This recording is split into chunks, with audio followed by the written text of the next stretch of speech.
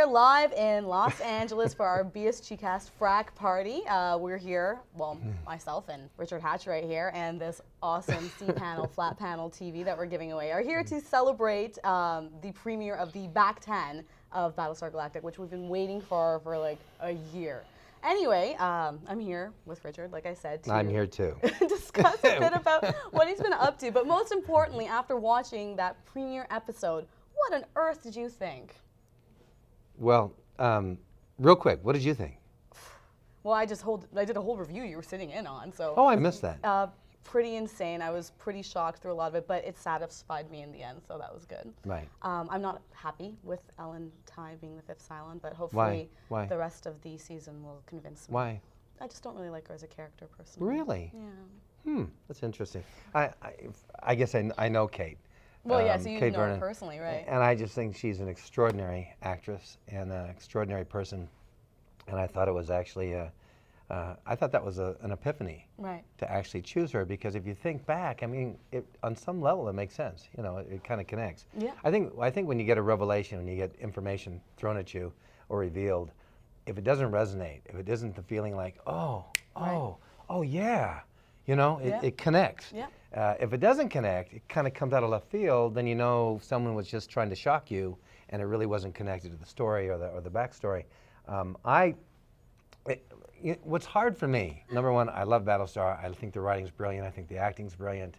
You know, I love the show last night, but my frustration, and I've seen it probably for the last, multiple episodes, is I feel that this is a story that is so rich and has so much depth that we've barely begun to even tap. Right. That I feel that in having to cover a lot of ground in a very short amount of time, and by the way, it's a blessing that you actually know you're going to have the ending of a show, so that you have time to at least write an intelligent, you know, and thought out story arc.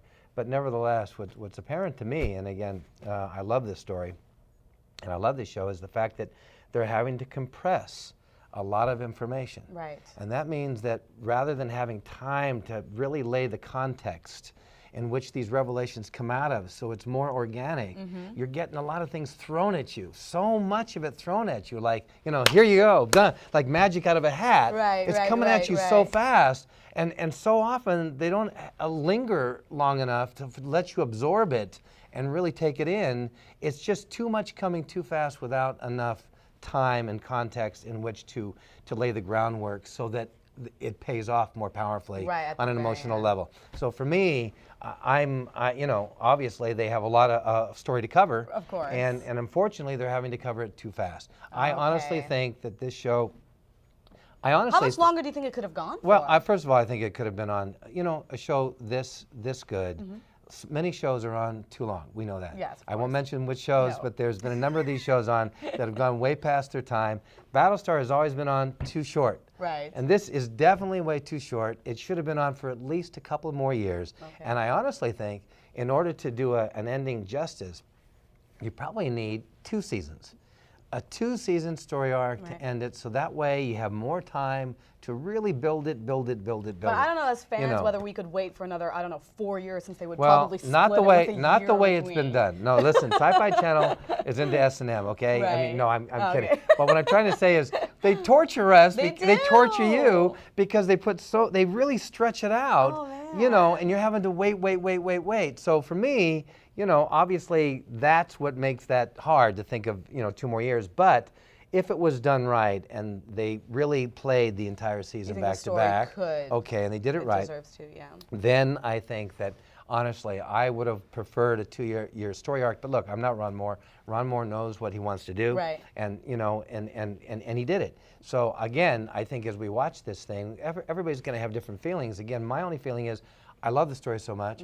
I think it's brilliant. I think there's so much that is going on in this story, so many storylines and so much information that the only way you're going to get it all out is you're going to just be spitting it out, over the next 10 episodes. Of course. And it's like a machine gun splattering against the wall. Okay, so talking about story arcs. Am I making my point? You absolutely are, but I want to get to the Tom Zarek point. Right. Essentially, I mean, what's the story arc that we're going to be seeing? Whatever you can reveal. I'm going to tell you one thing. Okay. I can reveal certain information if you beat me at thumb wrestling. What? No, I'm the world champion thumb wrestler of all time. Nobody has ever beaten me. Let's if you beat me, I will reveal information that no one has ever heard before. We better play with the same rules, though. Ready? No. The rule is that you can, long as you don't go beyond this line, that line. You can go here, here, also, there, you can't go like this. You have to stay stuck like that. No, I've played that way before. I don't know. Where did you get those rules? Okay, irrelevant. What country are you from? Okay, here we go. All right, 1, 2, 3, 4. I declare a thumb war. On. On. You. Okay. Nice bow, and don't stab me with that purple dagger. Okay. Okay. Let's do it.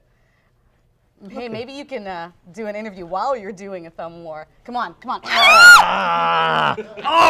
Oh, it felt good. Okay, please just tell us All something. right. Yes. Tom Zarek's character. Do we see more of him? Can you at least say that? Yes. Okay, we do see more of him. Are you excited with how his story arc evolves in the rest of the season? Well, that's revealing a lot, but I will say this, and I mean this honestly. Okay. No, this is a revelation. This is a piece of information. First of all, it's very hard when you have this many characters to lay all the background and backstory for all these characters, and when you have so many commercials, it's hard to really, you don't have many minutes in a show. Right. So, again, the challenge for me in what is coming for me was this show has always been about every character having to face their dark side. Right. This story's always been about having that conflicted, that enigmatic thing of having to look inside yourself and find out who you are, and having to deal with very morally conflicting situations. Right. Now, the hard part is we as an audience watch it, and we put ourselves in the same situation, and we think, could I do that? Yeah. If I was on Razor and I was on the Pegasus, and I was Kane, under those circumstances, could I have done the same thing? Right. And I never thought, I've never been in a show which not only challenges the character, but because we actors connect deeply to our characters, in some cases more so that you have an emotional stake in it. Right. So when this character has to do morally conflicting, challenges, I'm telling you, it is not easy. And sometimes you go into places that you as a human being would never want to go. Right. And so therefore for me, I have to say that some of the things that for me, this character has had to face some of the toughest, for me, situations that I've ever been through as an actor. Interesting. And I hate to say it, it was some of the hardest stuff I have ever had to do in my life, and most painful. That's all I have to say. I'm really looking forward to that then. Great. And but at least Katie Sackhoff, of Starbuck, was very, very happy at the end of the affair, and we had a great time. You are on the Who Fracked Who page in that book that Kate has. We were all looking at a book that one of the fans here has. I was the only one left. I was the final bop. Smack. Awesome. Zip zap dupe or whatever. No, I'm kidding. No, I'm kidding. But I am being truthful about the fact that for me, it was a very challenging. In this season, what I have had to do was one of the most difficult acting challenge of my life, honestly. Fantastic. And I think this is what makes this show great. What makes this show great is that characters. It's not only fantastic for the fans, but for the actors themselves. I'm telling you, people have an illusion about acting. They think acting is just about make believe and fake it, and actors are good at lying. Right. And yet, people don't realize that acting, the parts and roles you play, and if you really get into it, which good actors do, you have to face those issues that these characters face. Right. You have to deal with them. And I'm telling you, acting makes you grow. And it's an acid test of your soul. And it expands your sense of what the world, the universe, of what's possible. And being on Battlestar, for me, has been one of the most powerfully transformative experiences of my life as a human being and as an actor and an artist. Great. Well, you know what? Thanks so much for your time and for the thumb It's wrestle. over? Yes, That's it's it? over. I'm sorry. You want a rematch? Good things come to an end. Okay.